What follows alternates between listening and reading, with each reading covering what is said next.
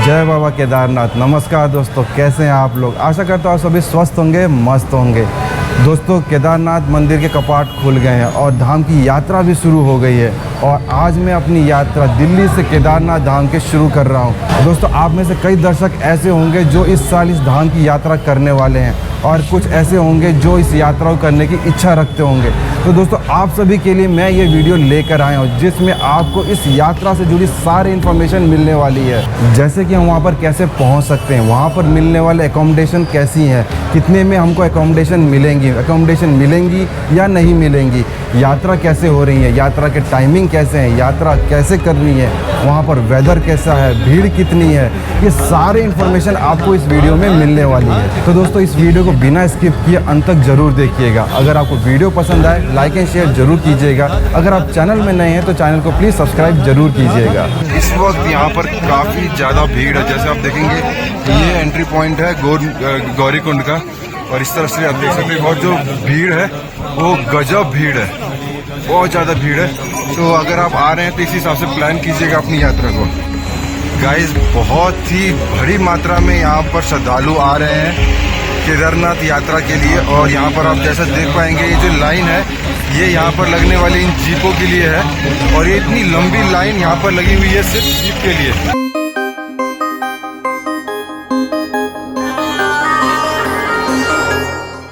दोस्तों, इस महायात्रा में हमारा पहला पड़ाव हरि का द्वार हरिद्वार होगा। हरिद्वार आप बाय बस या ट्रेन से काफ़ी रीजनेबल खर्चे में पहुंच सकते हैं। ट्रेन से मिनिमम आप 200 रुपये में हरिद्वार पहुंच सकते हैं दिल्ली से, और वहीं बस की बात करें तो लगभग 400 से 500 मिनिमम आपका खर्च जरूर आएगा। तो गाइस, अपनी सीट में बैठ गए हैं। अब यहाँ से हमारी ये महायात्रा शुरू होती है।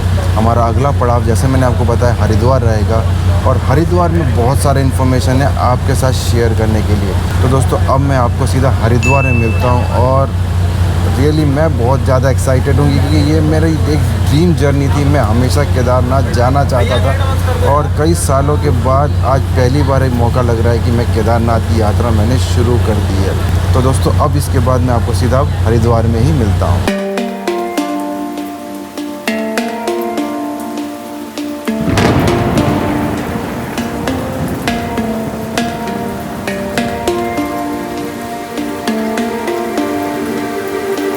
दोस्तों, अभी 3:30 बज गए और मैं अभी हरिद्वार पहुंच गया हूं, और अब यहां से हमारा जो नेक्स्ट पड़ाव है सोनप्रयाग के लिए, उसकी जर्नी शुरू होगी। और सोनप्रयाग के लिए जितनी भी तमाम जो गाड़ियां हैं, जितने भी ट्रैवल ऑप्शंस हैं, वो आपको यहीं से मिलेंगे। क्योंकि यहाँ तक तो आप बाय ट्रेन, बाय बस, बाय प्लेन, कैसे भी आप यहाँ तक पहुँचे। चाहे अगर बाय एयर आते हैं तो आप देहरादून से आ रहे होंगे तो आप यहाँ तक पहुँचते हैं, और इसके बाद जो हमारी आगे की जो जर्नी होती है वो हमको बाय रोड ही करनी पड़ती है। और जो बाय रोड जो जर्नी है, यहाँ पर बहुत सारे ऑप्शंस आपको मिल जाते हैं। जैसे कि फर्स्ट ऑप्शन है जो बसेस, जो कि यहाँ से ही आपको रेलवे स्टेशन के पास से मिल जाती है। और सेकंड ऑप्शन है आपका टैक्सी, और टैक्सी स्टैंड भी आपको रेलवे स्टेशन के सामने ही मिल जाती है। और जो दूसरा है टेम्पो ट्रैवलर, जो मिनी बस होती है, वो भी आपको यहाँ से ही मिल जाती हैं। तो ये सारे ऑप्शंस जितने भी हैं वो आपको यहीं से मिल जाते हैं। जैसा वहाँ पर सामने देख पा रहे हैं, वहाँ पर लिखा हुआ है हरिद्वार प्रीपेड टैक्सी स्टैंड, और यहाँ से आपको प्रीपेड टैक्सीज मिल जाएंगी आगे सोनप्रयाग तक के लिए। और अगर हम चार्जेस की बात करें तो टैक्सी में सिर्फ ड्रॉपिंग का 8,000 रुपये है आज के डेट में। अगर आप अप डाउन दोनों लेते हैं, यानी 3 दिन का टोटल ट्रिप होता है, वो लगभग 12 से 13,000 रुपये का होता है। और अगर हम मिनी बस की बात करें तो मिनी बस में पर सीट के हिसाब से चार्जेस होते हैं, और ये पर हेड आपको 1000 रुपीज़ तक पड़ सकता है। और बाकी जो नॉर्मल बसें भी वहाँ पर चलती हैं, और उसके जो चार्जेस होते हैं वो 500 से 600 रुपये में पड़ता है। तो फ़िलहाल मैं भी अब देखता हूँ कि मैं कौन सा ऑप्शन लेता हूँ। हालांकि मैं टैक्सी नहीं लेने वाला हूँ, मैं बस ही लूँगा, चाहे वो मिनी बस होगी या जो नॉर्मल बस होगी, दोनों में से कोई एक ऑप्शन चूज़ करने वाला हूँ। सोनप्रयाग के लिए एक ऑप्शन मैं आपको और बताता हूँ, आप स्कूटी भी ले सकते हैं। आप हरिद्वार तक आइए और हरिद्वार के आगे आप स्कूटी हायर कर लीजिए, या 2 व्हीलर यानी बाइक वगैरह कोई आप हायर कर सकते हैं, और उसको लेकर आप आगे की यात्रा के लिए जा सकते हैं, और यात्रा करके वापस आप हरिद्वार में आकर आपको रिटर्न कर सकते हैं। अगर हम स्कूटी की बात करें तो स्कूटी आपको लगभग 1200 रुपये के आसपास पड़ जाएगा, यानी 1000 से 1500 रुपये के बीच में आपको स्कूटी आपको मिल जाएगी। वहीं अगर आप बाइक लेते हैं तो उसके चार्जेस थोड़े अलग हो सकते हैं। तो दोस्तों फाइनली मुझको भी बस मिल गई और हमारा जो अगला पड़ाव है यानी कि सोनप्रयाग, वहाँ तक के लिए मुझे बस मिल गई। तो अब मेरे अगले पड़ाव की जर्नी शुरू हो गई है। यहाँ से अब हरिद्वार से अब हम सोनप्रयाग तक जाएंगे। और सोनप्रयाग के लिए जैसे मैंने बताया बहुत सारे अलग अलग ऑप्शंस हैं, और जो मैंने ऑप्शन चूज़ किया है वो मैंने बस को चूज़ किया है। और बस में हमको लगभग यहाँ से 10 से 12 घंटे लग जाएंगे सोनप्रयाग पहुँचने तक। और अगर हम फेयर की बात करें तो 600 रुपये मेरे को बोला है आज पर पर्सन। ये जनरली लगभग 450-500 होना चाहिए, पर 600 रुपये बोले। एनीवे 100 रुपये कोई ज़्यादा बात नहीं है। और जैसे मैंने बताया आपको अलग अलग ऑप्शंस भी आप चूज़ कर सकते हैं इस जर्नी को करने के लिए, क्योंकि ये जर्नी थोड़ी लंबी है। तो आप अपने कन्वीनियंस के हिसाब से ही ऑप्शंस चूज़ करें। हालांकि जैसे मैंने बताया टेम्पो ट्रैवलर जो छोटी वाली मिनी बस होती है वो भी मिल जाती है, आपको टैक्सी मिल जाती है, और एक और ऑप्शन है आपका स्कूटी यानी 2 व्हीलर वाला ऑप्शन। और आप अपने सहूलियत के हिसाब से ये जो जर्नी है आगे जो 374 किलोमीटर की जो जर्नी है उसके लिए आप अपना जो व्हीकल है, साधन है, अपने कन्वीनियंस के हिसाब से ही चूज़ करिएगा। मंदाकिनी नदी के किनारे बसे केदारनाथ धाम के लिए बस हरिद्वार से ही लगती है। यहाँ आप ऋषिकेश, देवप्रयाग, रुद्रप्रयाग, श्रीनगर, अगस्त्य मुनि से होते हुए आप सोनप्रयाग पहुंचेंगे। और सोनप्रयाग से आगे आपको गौरीकुंड तक पहुंचना होगा। हरिद्वार से गौरीकुंड पहुंचने में पूरा दिन लग जाता है और गौरीकुंड से ही केदारनाथ धाम की यात्रा शुरू होती है।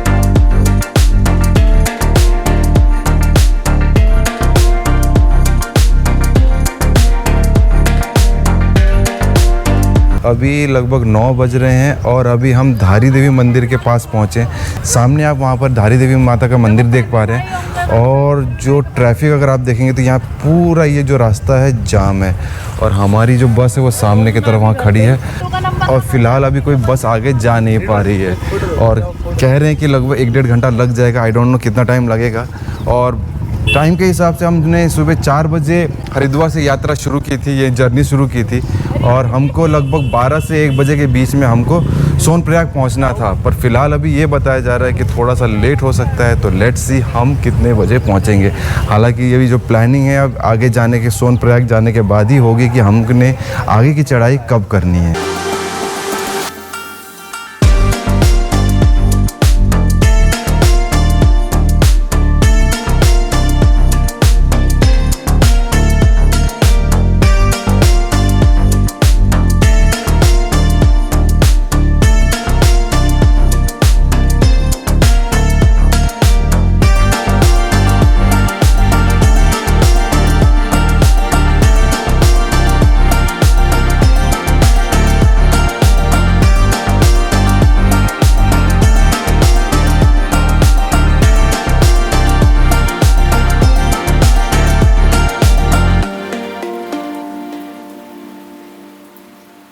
तो दोस्तों हरिद्वार से सुबह 4 बजे चलने के बाद अभी 1:45 बज रहे हैं दोपहर के, और हम यहाँ पर सोनप्रयाग पहुँच गए हैं।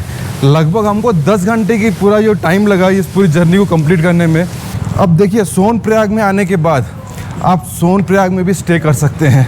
सोनप्रयाग से थोड़ा सा पीछे की तरफ आप सीतापुर में भी स्टे ले सकते हैं।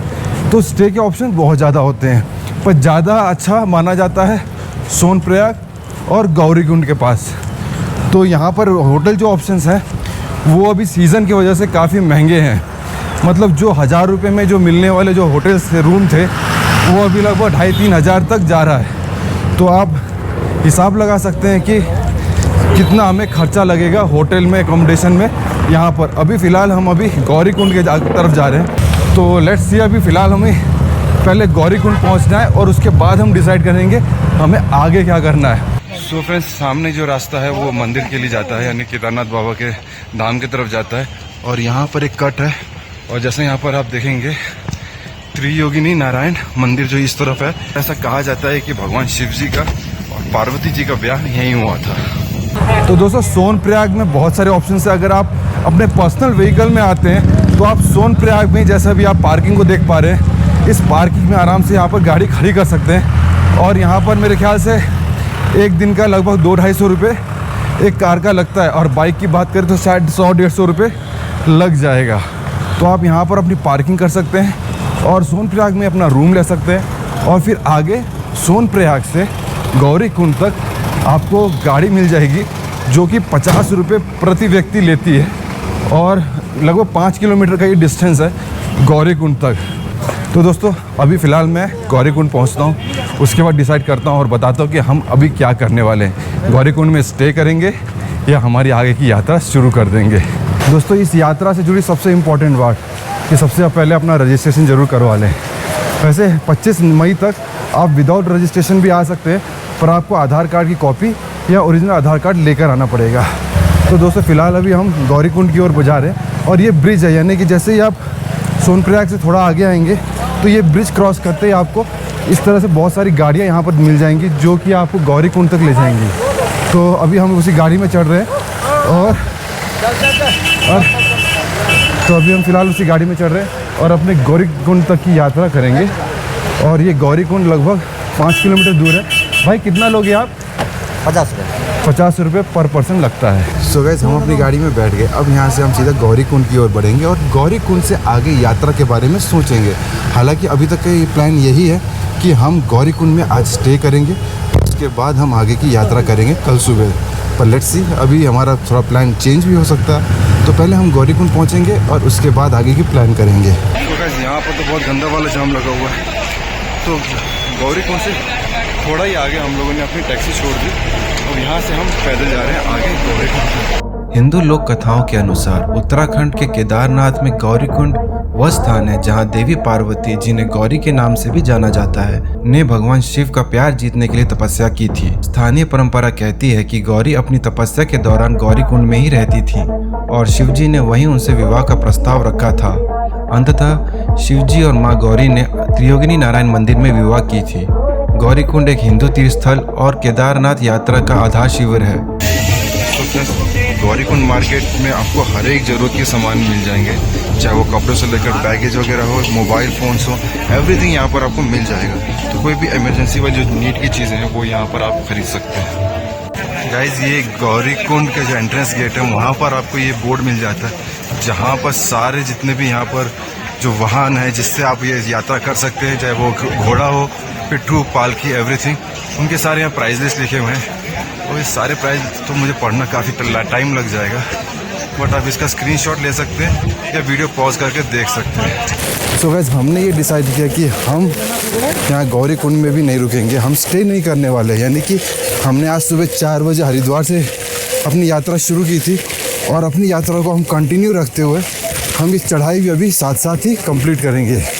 और अभी लगभग 3:30 बज रहे हैं और 3:30 बजे हमने अपनी चढ़ाई शुरू कर दी है।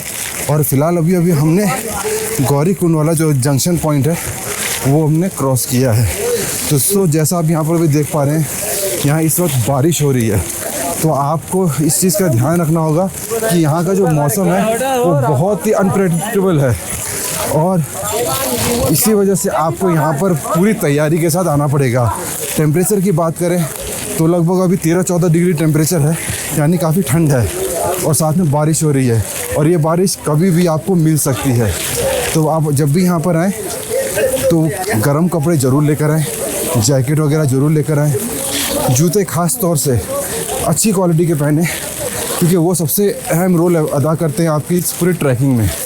उसके बाद आप अपने साथ कम से कम सामान, जितना सामान आपको ऊपर ज़रूरत है, अपने ऊपर जहाँ मंदिर के पास स्टे जितना आपका होगा उसके हिसाब से कम सामान रखें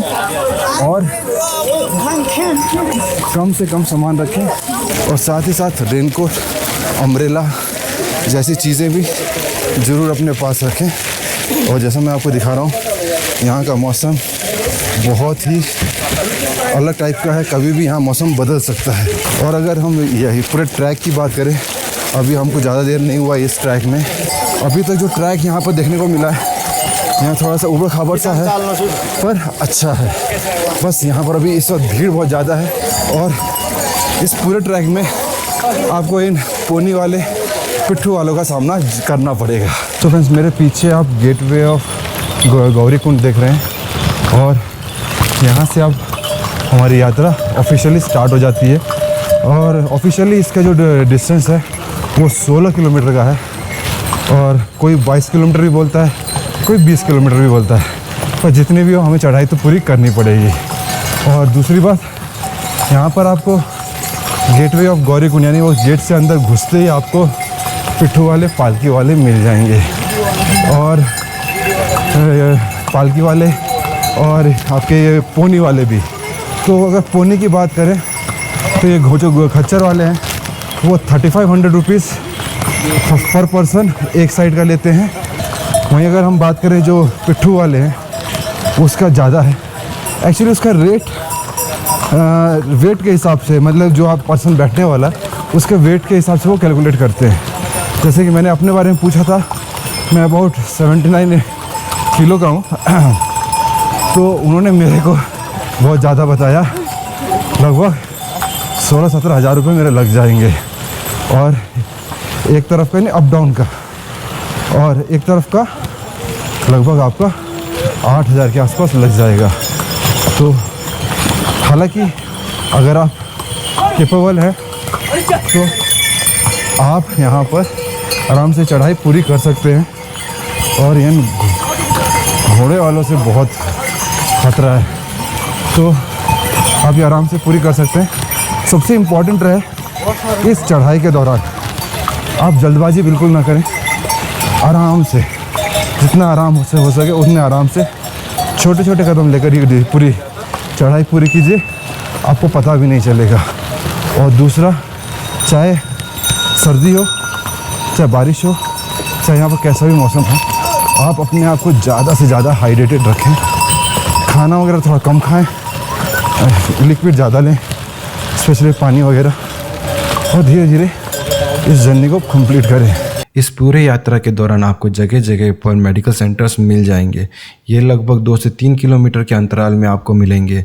और ऐसा जानकारी है कि लगभग इस पूरे ट्रैक के दौरान और ऊपर मंदिर तक आपको लगभग 8 से 10 ऐसे मेडिकल सेंटर्स मिलेंगे। और ये सारे मेडिकल सेंटर्स में आपको सारे प्राथमिक उपचार मिल जाएंगे और ये सारे उपचार आपको निःशुल्क होंगे। तो गाइस अभी फ़िलहाल मैं एक स्टॉल में हूँ और पता करते हैं कि यहाँ पर जो चीज़ों की जो दाम है वो कितने हैं। पानी का बोतल कितने का पड़ जाएगा ये? 35 रुपये। 35 रुपये। और ऊपर जाएंगे तो वो और बढ़ेगा पैसा? हाँ, 5 रुपये बढ़ जाएगा। तो अभी हम लोग नीचे से लगभग 1 से 1.5 किलोमीटर आए हैं और अभी पानी का बॉटल का प्राइस 35 रुपीज़ हो गया है। जितना ऊपर ट्रैक करेंगे उतना वो प्राइसेस बढ़ सकते हैं। और सिमिलरली जो छोटे वाले जो कोल्ड ड्रिंक है वो कितने का पड़ता है? 25 रुपीज़ का। यानी कि जो 20 रुपये वाले छोटा वाला कोल्ड ड्रिंक का बॉटल है वो यहाँ पर अभी 25 रुपीज़ का मिल रहा है। आगे जाकर वो भी थोड़ा सा आगे बढ़ सकता है। मैगी का प्लेट? मैगी है 40 रुपीज़। 40 रुपीज़। तो 40 रुपीज़ मैगी का है जो कि रीज़नेबल है। बहरहाल ये तो बेसिक चीज़ें हैं, आगे हम और पता करेंगे खाने का प्लेट कितने का है, बाकी चीज़ों का कितना चार्ज है वो सब पता करेंगे। सो फ्रेंड्स, लगभग 2 से 2.5 किलोमीटर की चढ़ाई करने के बाद हमको पहली बार स्नोई पीक्स देखने को मिलते हैं। स्नो वाले माउंटेन्स आपको सामने देखने को मिलेंगे। बारिश बहुत ज़्यादा हो रही है, गर्मी उतना ही लग रहा है और ये पहली बार स्नोई पीक्स को देखने के बाद एक क्या बोलते एक मोटिवेशन आ रहा है कि हाँ, आप ज़्यादा दूर नहीं है पर अभी डिस्टेंस पूरी बाकी है। और वाकई काफ़ी थकाई होती है और ट्रैक बहुत ज़्यादा ऊपर खाबड़ है और साथ ही साथ खच्चर पिट्ठू वाले रियली बहुत ज़्यादा आपको डिस्टर्ब करते हैं। एनीवेज, ये तो हर यात्रा में होता है पर यात्रा करने में बहुत मज़ा आ रहा है और रियली जितना मैं एक्साइटेड था इस यात्रा को लेकर उतना ही मेरे को यहाँ पर इस यात्रा को करते हुए मज़ा आ रहा है। सो गाइस, भीमबली से लगभग 100 मीटर लगभग हम आगे आते हैं। आगे आने के बाद एक डाइवर्जन मिलता है। ये डाइवर्जन कुछ इस तरह से, कायदे से जो ऊपर वाला ट्रैक है वो इंसानों के लिए, वहाँ पर खच्चर वगैरह नहीं जाना है। और जो ये नीचे वाला ट्रैक है, ये नीचे वाला ट्रैक खच्चरों के लिए बना हुआ है। पर अभी हो क्या रहा है, दोनों ही ट्रैक में इंसान और खच्चर दोनों जा रहे हैं। हालांकि मेनली जितने भी लोग हैं वो इसी रास्ते को ही प्रीफर करते हैं क्योंकि यहाँ से हम आगे जाते हैं और वहाँ दूर जाकर रामबाड़ा पड़ता है और ये ट्रैक ऊपर से जाकर ये शायद मेरे ख्याल से छोटी लिंचोली के आसपास है, कहीं जाकर ये मिल रहा होगा, पर आई डोंट नो। तो आप इतना ध्यान रखिएगा कि जो ऊपर वाला रास्ता है आपको वो लेना है अगर आप बाय वॉक आ रहे हो। तो दोस्तों, इस पड़ाव को रामबाड़ा बोला जाता है। आप लोगों ने कई बार वीडियोज़ में रामबाड़ा को एक अलग एंगल से देखा होगा, सोचा कि आपको एक अलग एंगल से और दिखाया जाए। तो सामने आप ये रामबाड़ा वाला ब्रिज देख रहे हैं और ये 2 ब्रिज है यहाँ पर। और यहाँ पर जो पहले के ब्रिज थे वो क्षतिग्रस्त हो गए थे 2013 की त्रासदी में। हालांकि अभी 2 ब्रिज हैं यहाँ पर और ये पूरा यहाँ पर आप नदी को देख पा रहे हैं और करंट बहुत ज़्यादा है। और इस यहाँ पर आपको 2013 की त्रासदी के जो कुछ दृश्य अभी भी आपको यहाँ पर देखने को मिलेंगे। जिस तरह से यहाँ पर बड़े बड़े चट्टान बीच नदी में आकर फंसे हुए हैं, तो ये सारे जो चट्टान है ये उसी त्रासदी के दौरान यहाँ पर पहुँचे थे। अगर आप देखेंगे तो यहाँ पर पूरा कुछ माहौल कुछ इस तरह से है। रामबाड़ा को आप एक सेंटर पॉइंट भी बोल सकते हैं इस पूरी यात्रा का। लगभग ये आपका आधा रास्ता पड़ता है, इसके बाद आगे के आधा रास्ता होता है। तो अभी हमने लगभग आधा रास्ता हमने लगभग कवर कर लिया है, तो अभी बाकी का रास्ता भी कवर करते हैं। दोस्तों छोटी लिंचोली आने वाला है और सामने आपको स्नोई पीक्स दिख रहे होंगे। बड़ा ही खूबसूरत व्यू है। हालांकि मुझे नहीं लगता कि कैमरा उसको कैप्चर कर पा रहा होगा प्रॉपरली, पर जो आपको नेकेड आई से देखने को मिलता है, बहुत ही सुंदर यहाँ पर स्नोई पीक्स देखने को मिलते हैं। और हमारे केदारनाथ बाबा उधर ही विराजमान है। बस वहाँ पहुँचने का मन कर रहा है, जल्दी से जल्दी वहाँ पहुँच जाए। हालांकि अगर इस ट्रैक की बात करें तो इस ट्रैक में आपको जगह जगह इस तरह से जो पर्यावरण मित्र जो लिखे हुए हैं, जो यहाँ पर जो क्लीनिंग जो कर्मचारी हैं वो यहाँ पर आपको थ्रू आउट आपको मिलेंगे, जो कि इस ट्रैक को साफ़ सुथरा रख रहे हैं। और साथ ही साथ आपको इस तरह से शेल्टर मिल जाएंगे जहाँ पर आप रेस्ट कर सकते हैं। विश्राम स्थल ऐसे बहुत सारे मिल जाएंगे। इस तरह क्या बोलें, अगर आपके मन में इच्छा हो केदारनाथ बाबा की एक यात्रा करने की, उनके दर्शन करने की, तो ज़िंदगी में एक बार ज़रूर कीजिए। बड़ा ही आनंद आता है इस यात्रा में। इससे ज़्यादा मैं कुछ बोल नहीं सकता। एक बार जब आप खुद आएंगे तो आपको इस आनंद का खुद ही आपको एहसास होगा। तो दोस्तों इस पड़ाव को छोटी लिंचोली बोला जाता है। और अभी मुझे किसी भैया ने बताया कि छोटी लिंचोली वो पॉइंट है जहाँ से आपकी जो ट्रैकिंग है वो और डिफ़िकल्ट हो जाएगी। डिफ़िकल्ट इसलिए हो जाएगी कि इसके बाद जो चढ़ाइयाँ होंगी वो खड़ी चढ़ाई होगी। और जैसा आप यहाँ सामने देख पा रही है, छोटी लिंचोली का जो मेडिकल सेंटर है वो सामने है और ये छोटी लिंचोली का स्टार्टिंग पॉइंट है। और जैसा भैया ने मेरे को बताया कुछ मुझे वैसा ही दिख रहा है। ये टर्न यहाँ से गया, फिर वहाँ से गया, फिर ये ऐसे गया, फिर ये ऐसे गया। तो छोटी लिंचोली वो पॉइंट है जहाँ से आपकी ट्रैकिंग डिफ़िकल्ट होने वाली है गाइस। तो देखता हूँ आगे अपडेट दूंगा कि कैसी ट्रैकिंग है। सो गाइस जैसे इस ट्रैक में बहुत जगह आपको शॉर्टकट्स मिल जाएंगे। अभी मैं आपको दिखाता हूँ।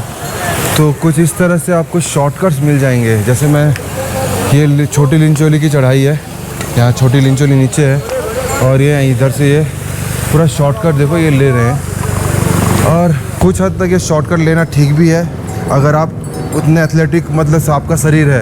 अगर आपका शरीर उतना एथलेटिक नहीं है तो इस तरह के शॉर्टकट्स मत लीजिएगा, आपके पैरों में काफ़ी इसका असर पड़ता है। रियली गाइस मैं छोटी लिंचोली को आपका एक टर्निंग पॉइंट बोलूँगा इस ट्रैक में। रियली इस यात्रा में यहाँ से जो चढ़ाई है बहुत स्टीप हो जाती है। नीचे से आ रहे हैं, देखिए कितना नीचे, फिर यहाँ से पहला टर्न, फिर वो ऊपर टर्न, फिर उधर टर्न और फिर उधर टर्न।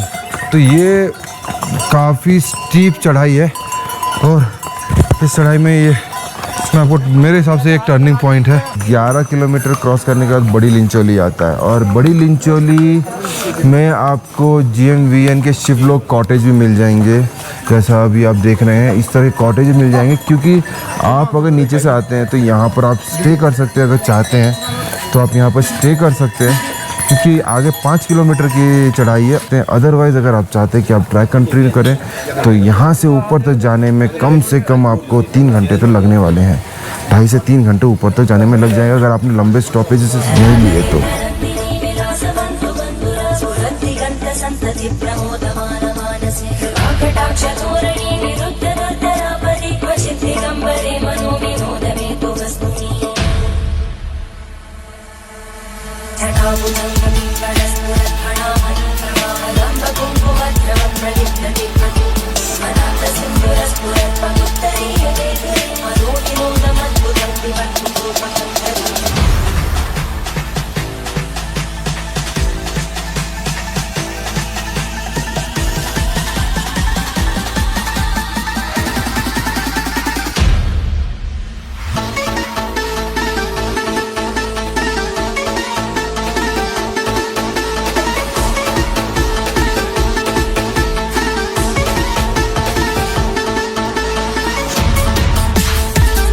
गाइस ये देखिए नीचे से यहाँ से पानी बह रहा है। एक तरह से ये वाटरफॉल ही है और यहाँ से पानी बह रहा है और ऊपर ग्लेशियर है और ये पूरा ऊपर ग्लेशियर वहाँ से ऊपर से आ रहा है। और कई लोग हैं, अगर आप देखेंगे तो यहाँ पर जाए खूब मस्ती की है, क्योंकि ये पूरे मिट्टी के दाग के निशान है, मिट्टी के निशान है। पर ये नहीं करना चाहिए क्योंकि कभी भी ये टूट के गिर सकता है और खतरनाक हो सकता है ये। दोस्तों यहाँ पर हमें ग्लेशियर देखने को मिलता है और यहाँ ग्लेशियर लगभग 5 फीट हाइट में है। इसकी हाइट लगभग 5 फीट है जैसे देखेंगे। और ये सामने इसका एग्जिट पॉइंट है और यहाँ पर ही पूरी बर्फ जमी हुई है और इसी के नीचे से पानी बह रहा है। अगर आप वहाँ देखेंगे तो नीचे से पानी बह रहा है और ये पूरा देखिए ग्लेशियर की गहराई आपको यहाँ से नज़र नहीं आ रहा कहाँ तक ये गहरा है। और ये जैसे ये ग्लेशियर पिघल रहा है तो इसकी वजह से यहाँ पर जो ट्रैक में काफ़ी कीचड़ हो गई है और काफ़ी फिसलन भरा ये रास्ता हो जाता है। और इस तरह से जैसे एक घोड़े देख रहे हैं, ये घोड़े को भी बहुत ही खतरनाक हो जाता है और इन घोड़ों के बीच में हम लोग को ट्रैकिंग करना, आम लोगों को ट्रैकिंग करना थोड़ा सा मुश्किल हो जाता है। दोस्तों चढ़ाई में यहाँ पर हमको सबसे ऊंचा ग्लेशियर देखने को मिलता है और अगर ग्लेशियर की बात करें तो यहाँ पर ये लगभग 7 से 8 फीट तक ये पूरा ग्लेशियर है। और इस ग्लेशियर के ऊपर अगर आप देखेंगे तो काफ़ी सारा यहाँ पर जो लैंडस्लाइड है वो भी हुआ है। यहाँ पर बड़े बड़े पत्थर यहाँ पर बीच सड़क में गिरे हुए हैं और ये सबसे डेंजरस पैच यही है इस रूट का। जैसा आप देखेंगे ये ट्रैक है और ट्रैक में बीच में बर्फ़ पड़ी है भी और साथ ही साथ यहाँ बड़े बड़े पत्थर भी पड़े हुए हैं और इस बीच में यात्री चलते भी हैं और इस वजह से ही खच्चर भी आते हैं और वो खच्चर जब आते हैं तो उस समय ये ट्रैक बहुत ही ख़तरनाक हो जाता है। हम अपनी ट्रैक को कंटिन्यू करते हैं और जल्दी जल्दी पहुंचने की कोशिश करते हैं। दोस्तों यहाँ पर आपको ग्लेशियर के साथ साथ इस तरह लैंडस्लाइड भी मिलेगा। देखिए जैसे यहाँ पर ये लैंडस्लाइड हुआ है और पूरा जो स्टोन्स वगैरह है यहाँ पूरे नीचे आके गिरे हुए हैं और यहाँ पर जगह जगह आपको ग्लेशियर देखने को मिलेगा। दोस्तों ये घोड़ा पड़ाव है। अगर आप घोड़ा खच्चर किसी से भी अगर आप आते हैं तो आपको यहीं ड्रॉप कर देंगे और इसके आगे आपको लगभग 2 किलोमीटर पैदल चलना पड़ेगा। सो गाइस लगभग 4 बजे हमने अपनी यात्रा शुरू की थी गौरीकुंड से और अभी लगभग 9 बज रहे हैं और मैं फ़िलहाल यहाँ पर धाम पहुँच गया हूँ। मंदिर मेरे सामने है। यहाँ से मंदिर की दूरी लगभग 500 मीटर ही है और ज़्यादा दूर नहीं है। मंदिर का पहले दर्शन यहाँ से हो रहे हैं। तो जैसा वहाँ सामने देख पा रहे हैं ये मंदिर के पहले दर्शन है जो हमको इस यात्रा में हो रहे हैं। सो गैस काफ़ी समय से मेरी इच्छा थी कि मैं ये यात्रा करूं और यहाँ पर केदार धाम में आकर मंदिर के दर्शन करूं और ये फाइनली काफ़ी सालों के बाद ये मेरी मनोकामना पूरी हो गई और अब मैं मंदिर के बिल्कुल सामने हूँ। आज तक सिर्फ वीडियोस में देखा था इस मंदिर को, आज मैं साक्षात अपनी आंखों से देख रहा हूँ। काफ़ी एकदम बहुत ही एक्साइटिंग मोमेंट है मेरे लिए। अभी मैं आपको सीधा मंदिर के पास ले जाता हूँ और आपको भी मंदिर के दर्शन करवाता हूँ। सो गाइस हेलीपैड जो हाट बाजार है उसके सामने आपको इस तरह से भंडारा व्यवस्था मिल जाती है और यहाँ पर आप जितना खाना, मैंने भी यहाँ पर थाली ले ली, जितना मर्जी आप खाना खा सकते हैं फ्री ऑफ कॉस्ट। शाम 7 बजे से स्टार्ट होता है अब जब तक। अच्छा यानी कि शाम को 7 बजे से स्टार्ट होता है जब तक ये चलेगा। अभी 2 घंटा हो गया। और सुबह कितने बजे का टाइम है? 11 बजे। 11 बजे से कब तक? जब तक खत्म होगा। यानी 11 बजे स्टार्ट होगा उसके बाद जब तक खत्म होगा और शाम को 7 बजे स्टार्ट होगा जब तक खत्म होगा। तो दोस्तों यहाँ पर आप खाना खा सकते हैं भरपेट। देखिए हर लोग यहाँ पर खाना खा रहे हैं तो ये एक अच्छी व्यवस्था यहाँ पर जो देखने को मिली। जय श्री केदार दोस्तों अभी 2 बज रहे हैं और यकीन मानिए मैं आज रात भर सोया नहीं हूँ। मैंने जैसे आपको बताया था कि लगभग मैं यहाँ पर 9:30 बजे करीब मैं यहाँ पर पहुँचा था और इस वक्त अभी 2 बज रहे हैं और इस बीच में मैंने हालांकि एक टेंट जरूर बुक किया था पर मैं सोया नहीं। और सोया क्यों नहीं? क्योंकि मुझे नींद ही नहीं आई। बस मन में ये था कि जल्दी से जल्दी दर्शन करें। तो अभी फ़िलहाल 2 बज रहे थे और मैं सोचा कि अब निकलते हैं और मंदिर जाके देखते हैं कि सुबह सुबह का यहाँ का माहौल कैसा होता है। हालांकि दिन में ही जब यहाँ पर दर्शन शुरू हो जाते हैं यहाँ काफ़ी ज़्यादा भीड़ होती है। तो फिलहाल अभी मैं मंदिर के बिल्कुल सामने हूँ। आप मेरे पीछे मंदिर को देख पा रहे हैं और इस पूरे परिसर को अगर आप देखेंगे ये परिसर बिल्कुल खाली है जबकि यहाँ पर खचाखच भीड़ होती है। इनफैक्ट जो जनरल दर्शन वाला जो लाइन है वो भी अभी उसमें मुश्किल से हार्डली 10 से 15 लोग ही बैठे हैं और अभी जो VIP पूजा वाले जो लोग हैं उनके अभी पूजा का प्रोग्राम चल रहा है और अभी बता रहे हैं कि लगभग 4:30 से 5 बजे आम जनता का जो दर्शन है वो भी शुरू हो जाएगा। अभी अपने दर्शन पूरा कर लेता हूँ क्योंकि अभी भीड़ कम है। जब बाद में बहुत ज़्यादा भीड़ हो जाएगी तो दर्शन करना थोड़ा सा तकलीफदेह हो सकता है।